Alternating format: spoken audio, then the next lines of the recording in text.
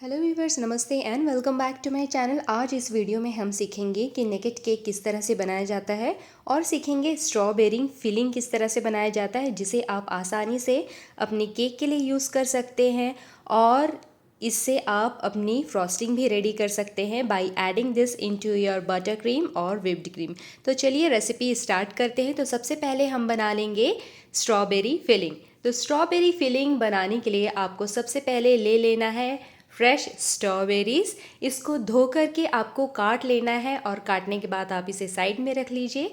हम यहाँ पर एक पैन लेंगे और उसमें डालेंगे थोड़ा पानी, कॉर्नफ्लावर और डालेंगे इसमें लेमन जूस। इन सबको अच्छी तरह से मिक्स करने के बाद आपने जो ऑलरेडी काट करके रखा है स्ट्रॉबेरीज़, उसे आप इसमें ऐड कर दीजिए और ऐड करने के बाद हम इसमें डालेंगे शुगर। अब आप इस पैन को चढ़ा दीजिए स्लो फ्लेम में और जब तक कि अच्छी तरह से पक नहीं जाता आप इसे ढक करके चलाते हुए पका लेंगे। जब आप देखें कि ये इस तरह से थोड़ा पक चुका है, अगर आपको इतनी बड़ी ही चंक्स चाहिए तो आप इसे मैश मत कीजिए, लेकिन अगर आपको छोटे चंक्स चाहिए तो आप यहाँ पे पोटैटो मैशर लेके इसे मैश कर सकते हैं और इसे और गाढ़ा बना सकते हैं। तो मुझे इस तरह की कंसिस्टेंसी चाहिए था, इसलिए मैंने मैश किया और इसका बॉईल आने दिया और बॉईल आने के बाद ये इस तरह का थिक कंसिस्टेंसी हो जाता है। इसे ठंडा कीजिए और ठंडा करने के बाद आफ्टर 2 आवर्स ऑफ रेफ्रिजरेशन ये कुछ इस तरह से दिखाई देगा। तो फ्रेंड्स, यहाँ हमारा स्ट्रॉबेरी फिलिंग बन करके तैयार है। अब आप इसे अपने मन चाहे डेजर्ट में जैसे भी चाहे आप इसे यूज़ कर सकते हैं और आप इसे 1 वीक रेफ्रिजरेटर में रख कर इसे यूज़ कर सकते हैं। तो चलिए अब चलते हैं कि नेकेट केक कैसे बनाते हैं। तो इसके लिए मैंने यहाँ पर लिया है वनीला स्पॉन्ज। इस वनीला स्पॉन्ज की रेसिपी मैंने अपने डिस्क्रिप्शन बॉक्स में दिया हुआ है, आप चाहे तो वहाँ से लिंक क्लिक करके वहाँ पे रेसिपी देख सकते हैं। ये बहुत ही अच्छा रेसिपी है होम बेकर्स के लिए। तो देखिए, तो मैंने यहाँ पर ऑलरेडी वनीला केक को लेयर्ड कर दिया है। सबसे पहली बात ये है कि अगर आपको नेकेट केक बनाना है तो इसके साइड्स में जितने भी क्रम्स है उसे हटा लीजिए अच्छी तरह से। क्रम्स हटाने के बाद उसे आप इस तरह से रखेंगे।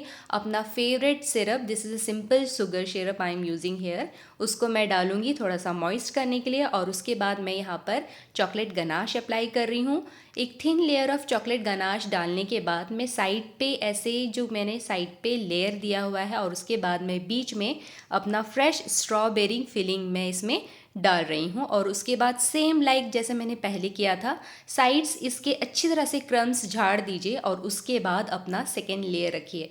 तो जितने भी लेयर्स के आपको केक बनाना है आप उस तरह से रखिए। अपनी फेवरेट फिलिंग आप बीच में डालिए और उसके बाद जितनी भी फ्रॉस्टिंग लेयर्स है जो कि आपके केक लेयर के बीच से आ रहे हैं, उसे आप सबसे पहले उसको आप प्लेन कर देंगे स्पैचुला से। तो यहाँ देखिए ऑलमोस्ट मेरा केक का जो लेयर्स है वो डन हो चुका है। मैं यहाँ पर ऊपर फ्रॉस्टिंग डाल रही हूँ। अगर आप बटर क्रीम डाल रहे हैं तो वो नेकेट केक में बहुत ही ब्यूटीफुल लुक आता है। Since I am using here chocolate ganache तो इसका थोड़ा सा इफेक्ट कम दिखाई देता है, लेकिन आपको इसी तरह से ही, इसी प्रोसीजर से ही अपना नेकेट केक रेडी करना है। तो यहाँ पे आप देख रहे हो मैं बहुत ही कम क्वांटिटी में चॉकलेट गनाश बाहर अप्लाई कर रही हूँ और उसके बाद मैं इसे इस तरह से प्लेन कर दूँगी। तो मैंने यहाँ पे स्पैचुला लिया और अपने केक के चारों तरफ इसे इस तरह से घुमा दिया और जहाँ पे भी अगर आपको लगता है कि यहाँ थोड़ा सा दिख रहा है वहाँ आप थोड़ा सा अप्लाई कीजिए और वापस से इसे अच्छी तरह से हम प्लेन कर देंगे कुछ इस तरह से। तो नेकेट केक का मतलब ही होता है कि आपका जो केक है उसके लेयर्स भी दिखें, केक के लेयर्स भी दिखें और साथ ही साथ फ्रॉस्टिंग भी उसमें लगी रहे, बट नॉट थिक, अर्थात थिन फ्रॉस्टिंग।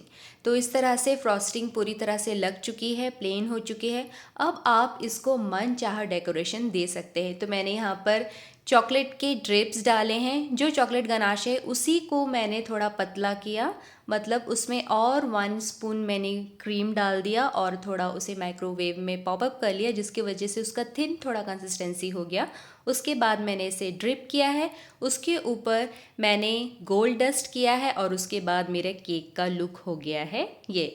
सो फ्रेंड्स, ये था हमारा नेकेड केक का ट्यूटोरियल। उम्मीद करती हूँ कि आपको इससे काफ़ी हेल्प मिली होगी, और अगर आप मेरे इस चैनल में नए हैं तो प्लीज़ मेरे इस चैनल को सब्सक्राइब कर दीजिए ताकि आपको मेरे न्यू वीडियो रेसिपीज़ मिलते रहे। Thank you so much for watching.